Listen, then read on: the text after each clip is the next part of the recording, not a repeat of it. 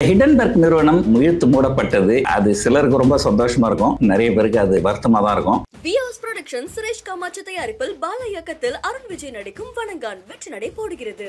Wonder Diamonds, India's largest lab grown diamond brand. Diamond prices starting from 22,800 per carat. Medway Hospitals, ஆரோக்கியத்திற்கான சிறந்த வழி. நாம நினைக்கிற மாதிரி இந்த ஹிடன்பர்க் ஒரு மிகப்பெரிய நிறுவனம்லாம் கிடையாது. அது ஒரு மிகச்சிறிய ஒரு நிறுவனம். அதுல வேலை செய்யறதே ஒரு 5 பேர் தான் வேலை செய்யறாங்க. அந்த பணம் அவங்களுக்கு எப்படி கிடைக்கும்? இவங்க ஒரு அரசியல்வாதியையோ வேற யாரையோ இவங்க டார்கெட் பண்ணல. இவங்க டார்கெட் பண்ணதெல்லாம் தொழில் நிறுவனங்கள். இந்த தொழில் நிறுவனங்கள்லாம் ஃப்ராட் பண்றாங்க அப்படின்னு அவங்களுக்கு தெரிஞ்சதுன்னா, ஸோ அவங்களுக்கு பண உதவி பண்றாங்க இல்லையா, அவங்களுக்கு எப்படி அந்த போட்ட பணத்துக்கு ஒரு ரிட்டர்ன் கிடைக்கும்னாக்கா ஷார்ட் செல்லிங் அப்படின்னு பண்ணுவாங்க. எந்த அரசியல் அழுத்தமும் கிடையாது, எந்தவித பிரச்சனையும் கிடையாது, என்னுடைய சொந்த முடிவு இது. அழுத்தம் கொடுத்தவங்க அப்படிதான் சொல்லி இருப்பாங்க. அப்படி ஒரு சந்தேகம் இருக்கா? இது பொதுவாக எப்படி சொல்றதுன்னா, நீங்க ஒருத்தனை கூட மோதுறீங்க, ஒருவேளை உங்களை விட பவர்ஃபுல்லா இருந்துட்டேன்னா கண்டிப்பா அடி உங்களுக்கு கிடைக்கும். ஹிடன்பர்க் அப்படின்றது அவங்க ஒரு விசில் ப்ளோவர். இவங்க தப்பு பண்ணி இருக்கிறாங்க அப்படின்னு சொல்லி இருக்கிறாங்க. சோ இது அதானி ஒரு குற்றமற்றவர், அவர் எதுவும் செய்யல அப்படின்னு ஒரு தீர்ப்பு வந்தா மட்டும்தான் ஒருத்தர் சந்தோஷப்படணுமே தவிர.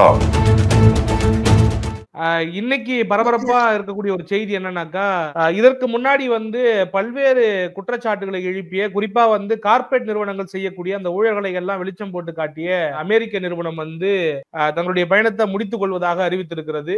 அதனுடைய தலைவர் இனி செயல்பட போறது கிடையாது, முழுமையா இந்த நிறுவனத்தை இழுத்து மூடுறோம் அப்படிங்கிற மாதிரி சொல்லிட்டாரு. எப்படி சார் பாக்குறீங்க இந்த ஒரு விஷயத்தை, இந்த நிகழ்வு?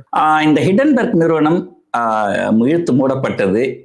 அது சிலருக்கு ரொம்ப சந்தோஷமா இருக்கும், நிறைய பேருக்கு அது வருத்தமா தான் இருக்கும். ஸோ நமக்குலாம் நம்மள மாதிரி பொதுமக்களுக்கு அது வருத்தமா தான் இருக்கும். இவங்க என்ன பண்ணாங்க அப்படின்னாக்கா, ஒரு உலகத்துல இருக்கிற பல நிறுவனங்கள் அவங்களுடைய அரசியல் தொடர்போடு ஒரு பெருமளவுல ஊழல்கள்லாம் பண்ணியிருப்பாங்க அப்படின்னு இவங்க சந்தேகப்பட்டாங்கன்னா அதெல்லாம் இன்வெஸ்டிகேட் பண்ணி அதை வெளியிட்டாங்க. முதல் கேள்வி, இது உலக அளவுல செய்யறது. ஸோ உலக அளவுல செய்யும் போது அதுக்கு உண்டான எவிடன்ஸ்லாம் கலெக்ட் பண்றதுக்கு பல நாடுகளுக்கு பயணம் பண்ண வேண்டி வரும். இதுக்கு ஏகப்பட்ட பணம் செலவாகும்.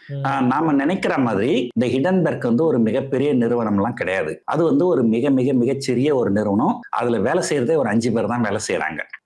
ஸோ இப்படிப்பட்டவங்களுக்கு ஒரு இன்டர்நேஷனல் லெவல்ல இன்வெஸ்டிகேட்லாம் பண்ணணும்னா நிறைய பணம் தேவைப்படும்.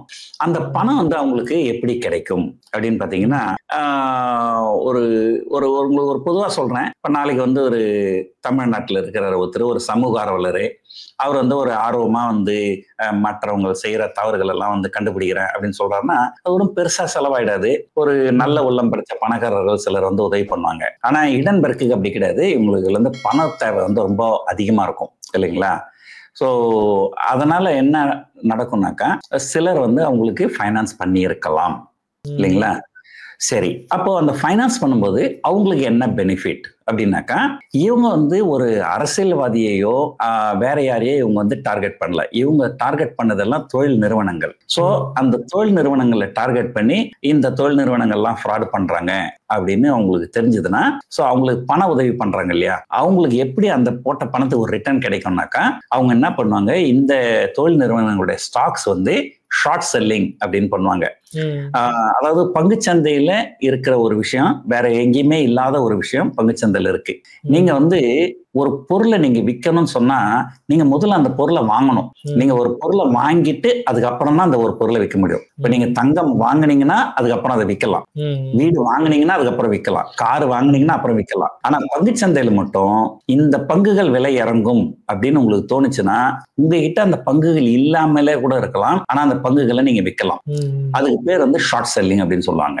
சோ பங்குகளே இல்லாம இந்த நிறுவனத்துடைய பங்குகள் விலை இறங்கும் அப்படின்னு நினைச்சீங்கன்னா அந்த பங்குகளை வித்துட்டு அது இறங்கினதுக்கு அப்புறம் அந்த பங்குகளை நீங்க வாங்கினீங்கன்னா அது உங்களுக்கு லாபம். பொதுவாக நம்ம என்ன பண்ணுவோம், தங்கம் விலை ஏறும்னு நினைப்போம், வாங்குவோம், ஏறினதுக்கு அப்புறம் விற்போம். ஆனா தங்கம் விலை இறங்கும்னு நினைச்சா தங்கத்தை வித்துட்டு இறங்கினதுக்கு அப்புறம் நம்ம வாங்க முடியுமா?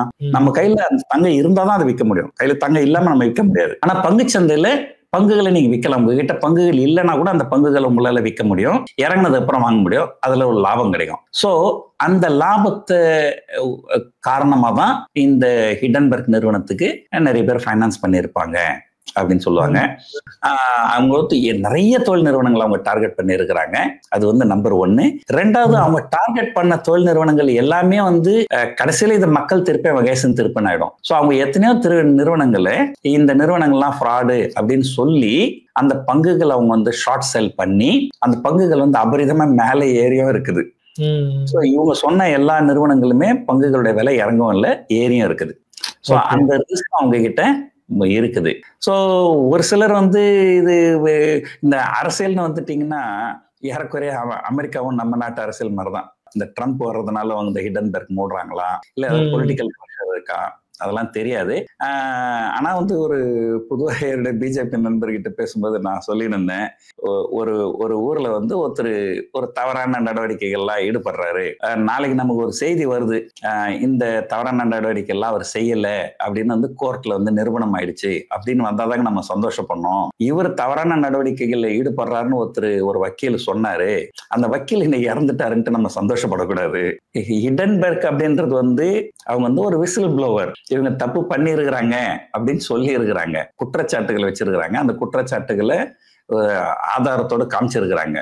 இங்க முக்கியமா நம்ம கவனிக்க வேண்டியது வந்து இது அதானியோட சாகா வந்து ஹிடன்பெர்க் ரிலீஸ் பண்ணது அது முடிஞ்சு போச்சது. அது இல்லாம வந்து வேற சில உண்மையிலேயே ஒரு வக்கீல் வந்து அதானி வந்து இப்ப இந்த பவர் செக்டர்லாம் சோலார் பவர்லாம் போடுறதுக்காக பல மாநில அரசு அதிகாரிகளுக்கு எல்லாம் லஞ்சம் கொடுத்துருக்கிறாரு அப்படின்னு கூட ஒரு குற்றச்சாட்டு வச்சிருக்கிறாரு. அந்த குற்றச்சாட்டு இன்னமும் லைவ்ல இருக்குது. அது வந்து ஒரு சிங்கிள் ஜட்ஜு கீழே தான் இந்த மொத்த கேஸும் போகணும் அப்படின்னு அமெரிக்காவில் உத்தரவும் போட்டிருக்கிறாங்க. ஸோ இது வந்து என்னன்னா வந்து ஒரு அமெரிக்க கோர்ட் ஆகட்டும், அமெரிக்க கோர்ட்டு தான் வரணும், ஏன்னா அங்கதான் கேஸ் நடக்குது. ஸோ இது அதானி வந்து ஒரு குற்றமற்றவர், அவர் எதுவும் செய்யல அப்படின்னு ஒரு தீர்ப்பு வந்தா மட்டும்தான் வந்து ஒருத்தர் சந்தோஷப்படணுமே தவிர என்னுடைய எதிர்கட்சிக்காரரோட வக்கீல் இறந்துட்டாரனோ அல்லது என்னுடைய எதிர்கட்சிக்காரர் இறந்துட்டாரனோ அதுல சந்தோஷப்படுறதுக்கு ஒன்றும் பெருசா இல்லை. யாருக்கு வீழ்ச்சி வந்தாலுமே அதை பார்த்து எள்ளி நகையாடுறது நம்ம தமிழர்களுடைய பண்பாடு கிடையாது. ஸோ இந்த வீழ்ச்சி எதனால வந்தது அவங்க ஹிடன்பெர்க்கு அப்படின்னு நமக்கு தெரியாது. இருந்தாலும் அது நம்முடைய வருத்தத்தை தான் நம்ம தெரிவிக்கிறோம்.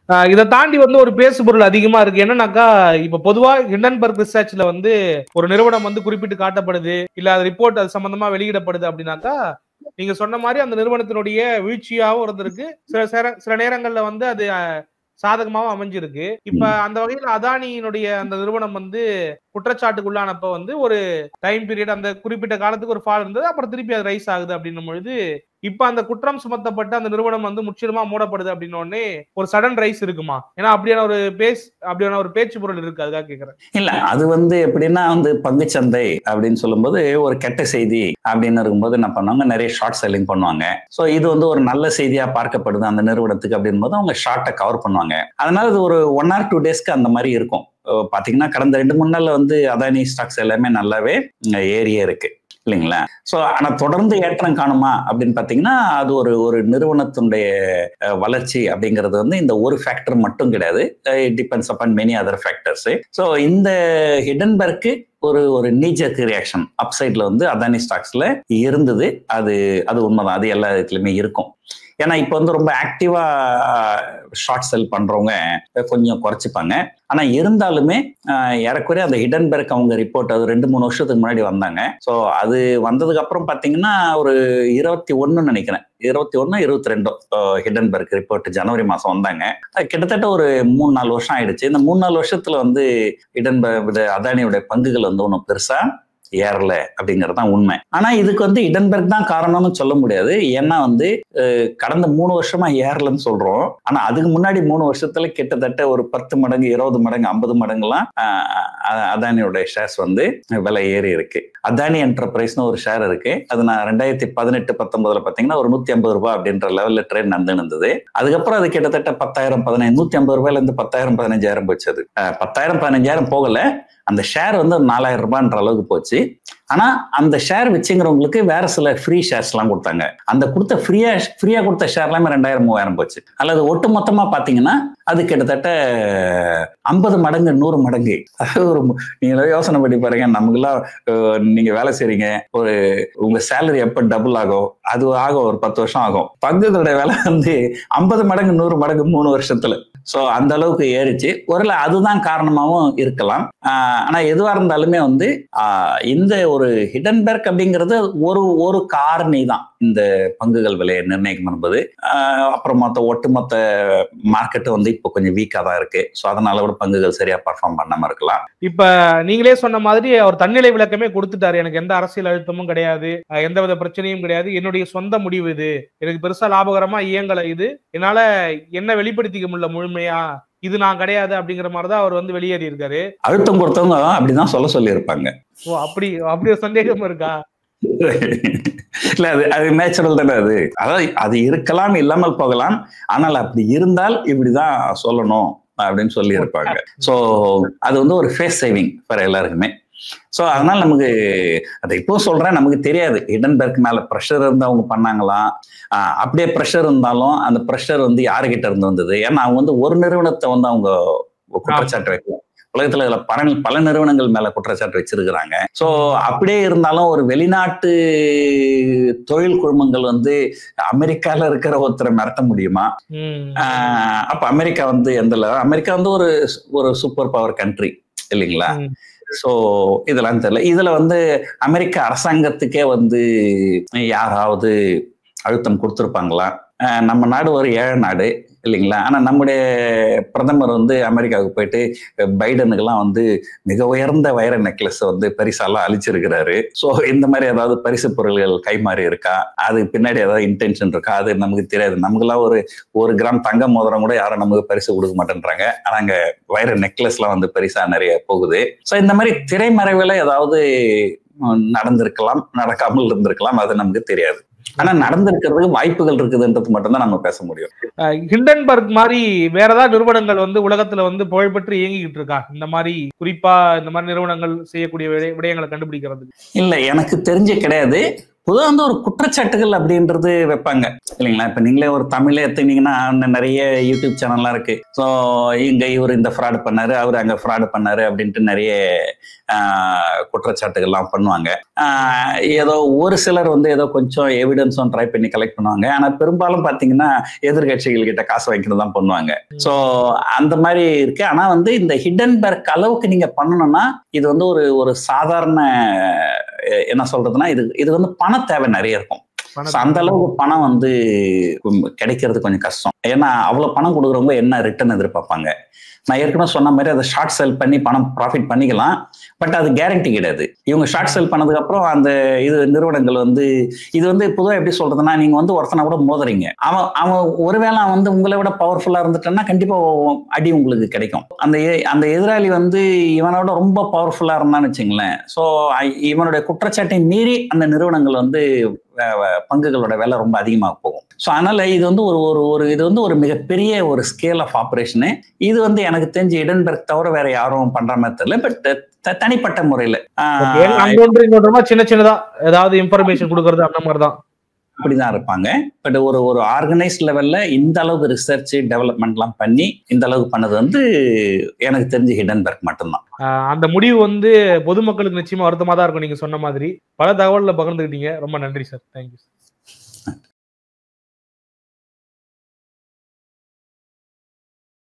வியாஸ் புரொடக்ஷன் சுரேஷ் காமாட்சி தயாரிப்பில் பாலா இயக்கத்தில் அருண் விஜய் நடிக்கும் வணங்கான் வெற்றி நடை போடுகிறது. Wonder Diamonds, India's largest lab grown diamond brand. Diamond price is starting from 22,800 per carat. Medway Hospitals, ஆரோக்கியத்திற்கான சிறந்த வழி.